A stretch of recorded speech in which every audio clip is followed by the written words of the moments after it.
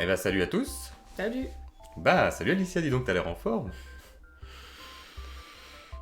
Ah, dis-le. T'as l'air en forme. Il va mal finir. Bah qu'est-ce qui ne va pas avec cette phrase? On me l'a dit un peu trop souvent. Oui, oh ma pauvre.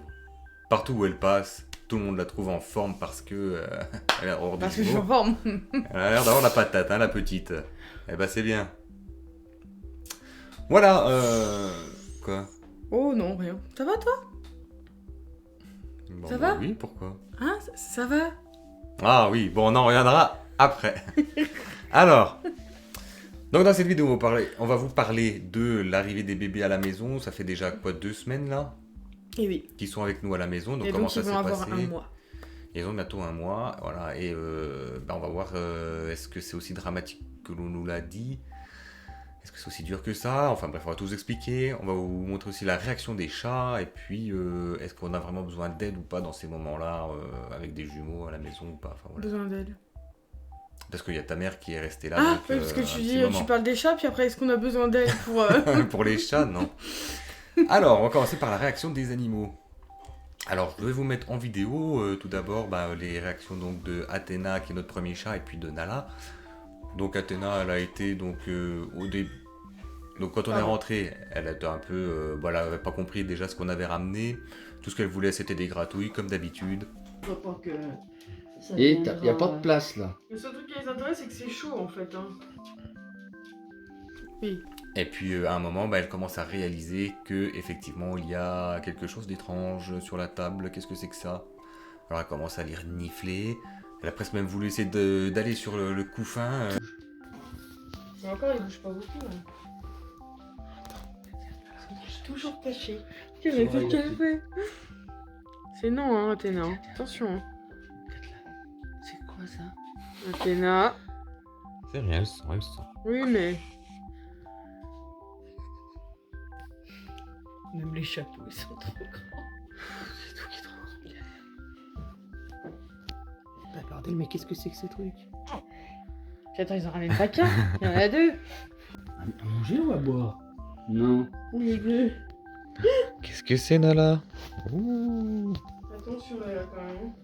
Pas de conneries. Hein.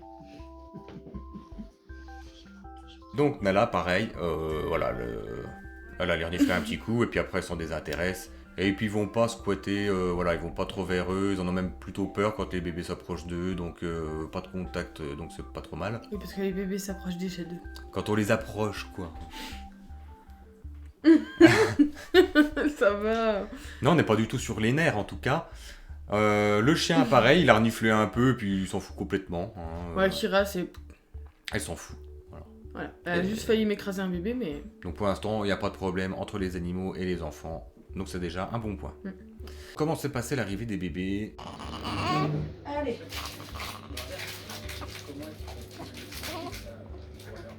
On commence à chercher. Ouais,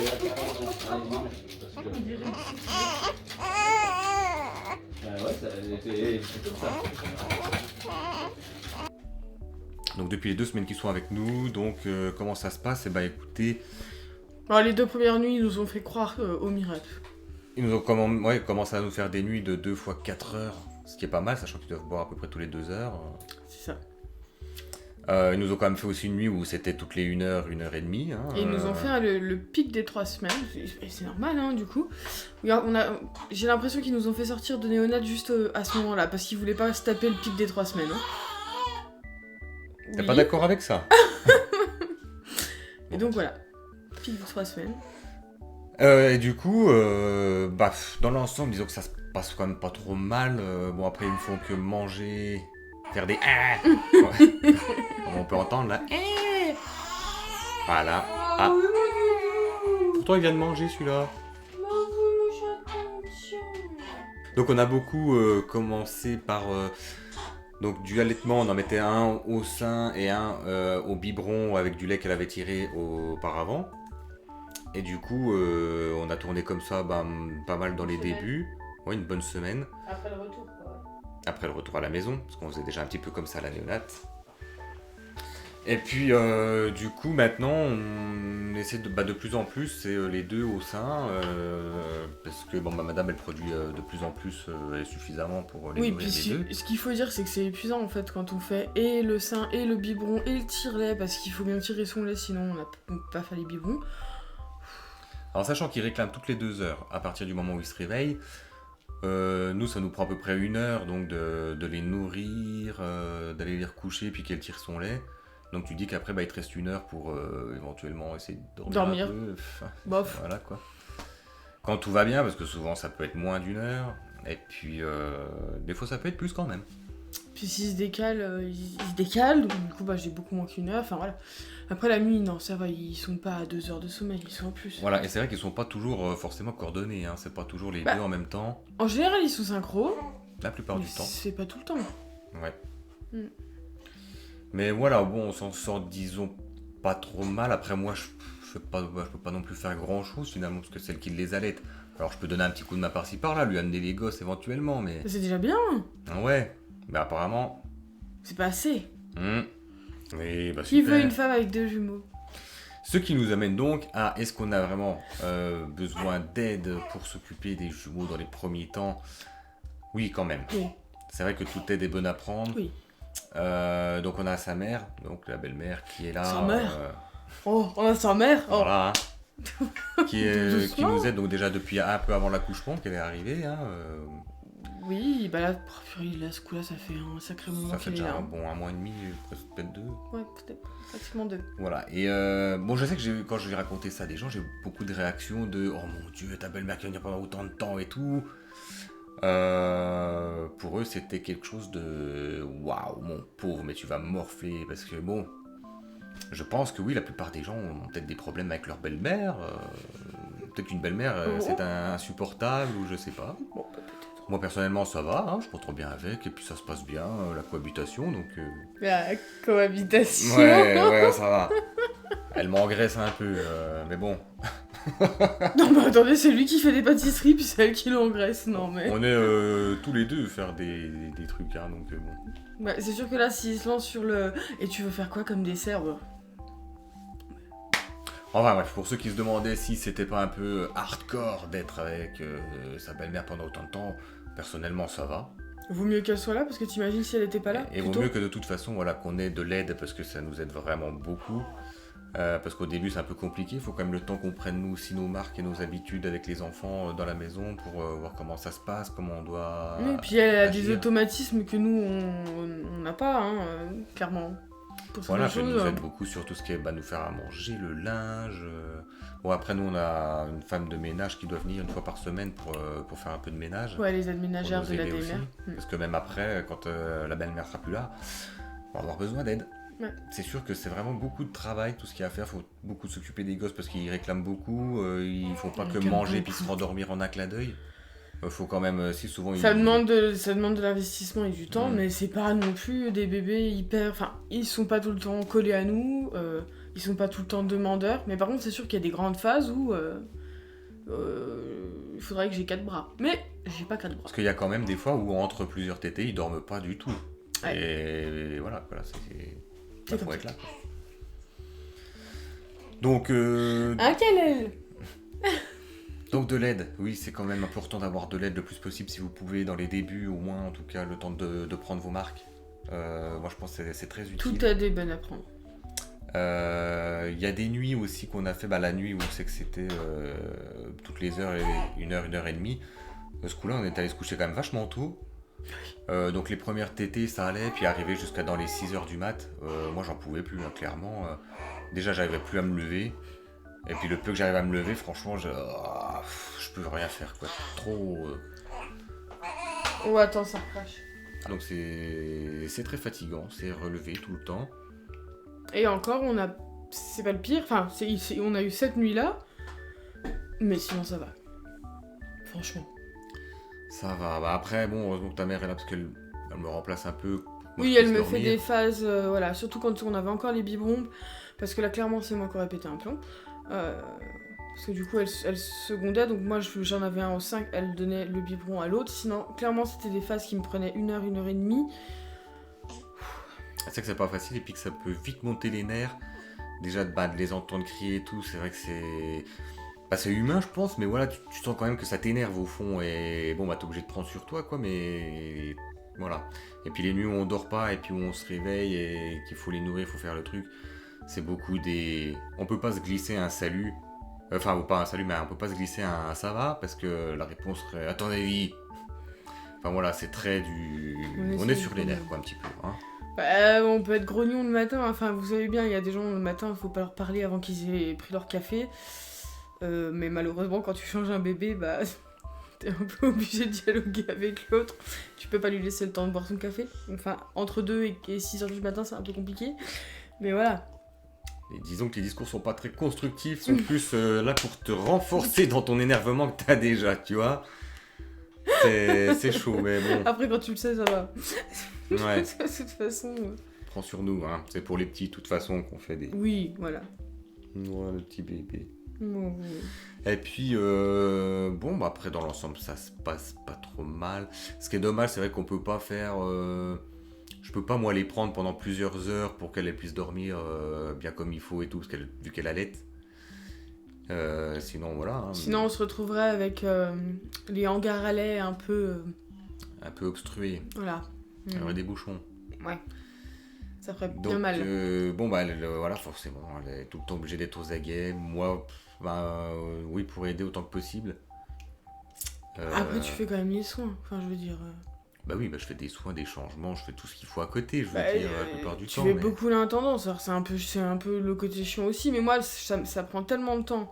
Le fait de les mettre au sein et tout ça, que des fois, ben, j'ai pas enfin voilà, l'opportunité de les prendre dans les bras. Le problème, c'est que quand ils dorment, hein, donc...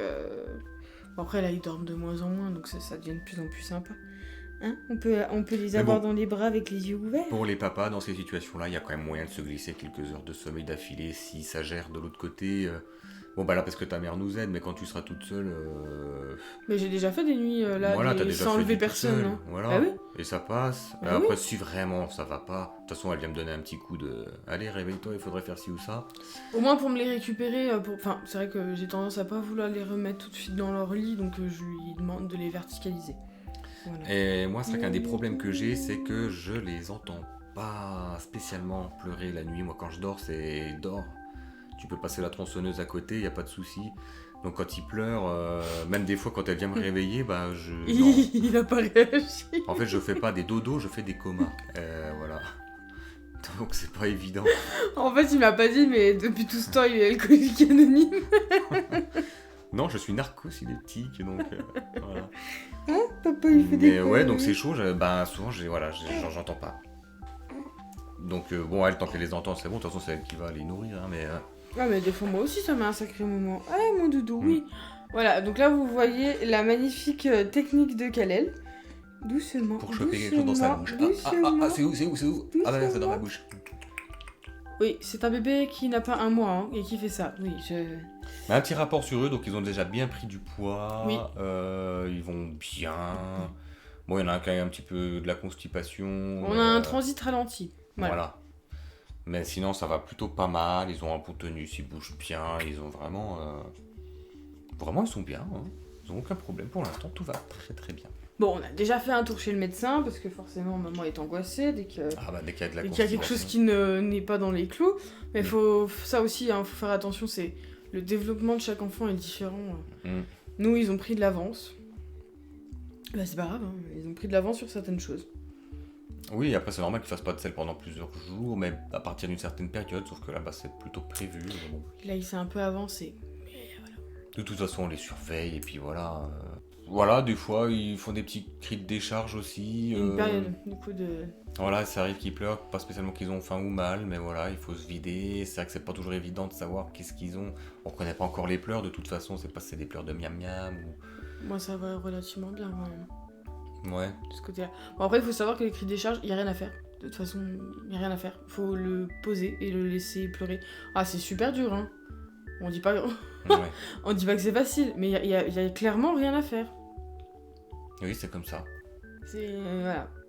Donc bon, après, nous, c'est par phase de 20 minutes. Après, si au bout de 20 minutes, il continue Voilà, parce que c'est quand même des hurlements, c'est assez strident, on le récupère vers nous, hein, ça y a pas de souci. On essaye même entre, mais c'est vrai que de toute façon, ça... Voilà. Quand c'est parti, c'est parti. On va quand même vous faire profiter un petit peu des pleurs d'un bébé.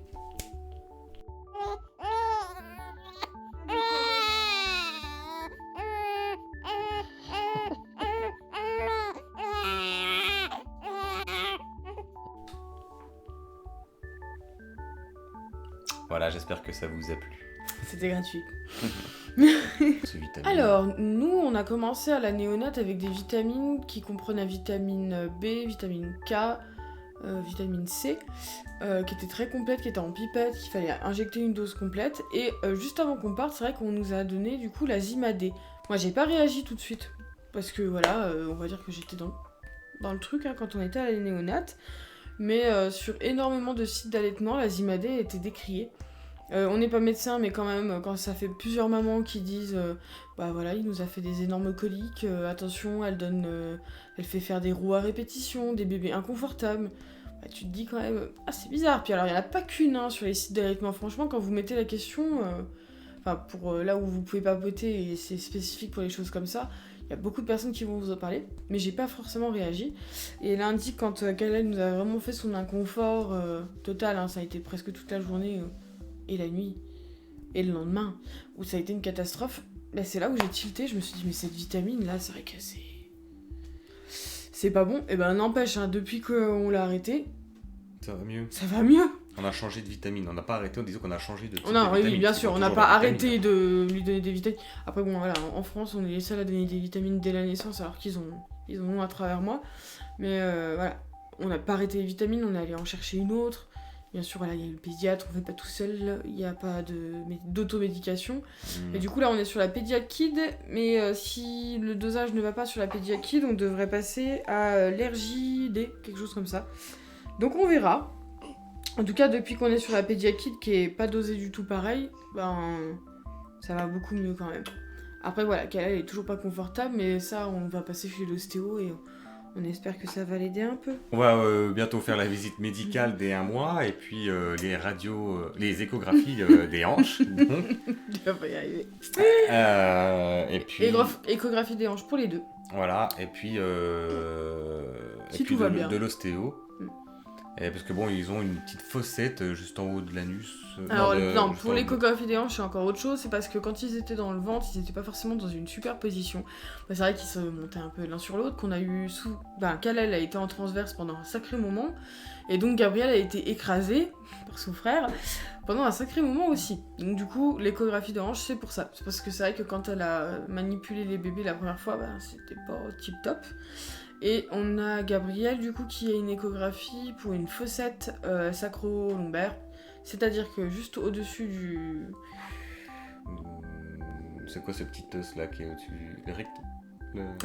Oui, c'est au-dessus du rectum si tu veux, mais... Le coccyx, au niveau du coccyx, ouais. Ils ont une fossette. Voilà, c'est un trou. Normalement ça c'est plein, c'est fermé, parce que c'est là où c'est fermé la moelle épinière. Mais eux, ça fait une fossette. C'est pas ouvert, hein, on n'a pas une vue directe, il y a juste un lambeau de peau qui s'est mis dessus. Et ce qu'on va aller vérifier, c'est qu'en dessous, ça soit bien aussi que de la peau. Quoi. Voilà. Mais bon, hein, vu le tonus qu'ils ont dans les jambes... C'est vrai qu'ils ont déjà de la patate, hein, ça bouge dans tous les sens. Tu les mets sur le ventre, ils suivent même déjà bien les petits jouets là qu'ils ont. Ils suivent déjà, ouais, pour Gabriel, pas pour Kalel. Hein. Ils arrivent là, ouais, il y en a qui arrivent déjà bien à suivre le truc, on dirait qu'ils voient déjà tout clair, le petit. Ça tourne la tête quand il y a du bruit, enfin voilà. Non, ils sont pas mal. En fait, ils veulent grandir plus vite que ce qu'on veut bien, ce qu'on voudrait bien nous, mais bon, c'est pas grave. Et ben, on va bientôt grandis, mon petit, grandis. Donc voilà. Voilà, bah. Ah, sinon, un point. Quand vous êtes parent, hein, vous n'êtes jamais propre. Ah ouais, bah ça. Jamais. Ah oui, ils régurgitent pas mal, donc c'est sûr que là. Ouais. On a toujours des petits vomis.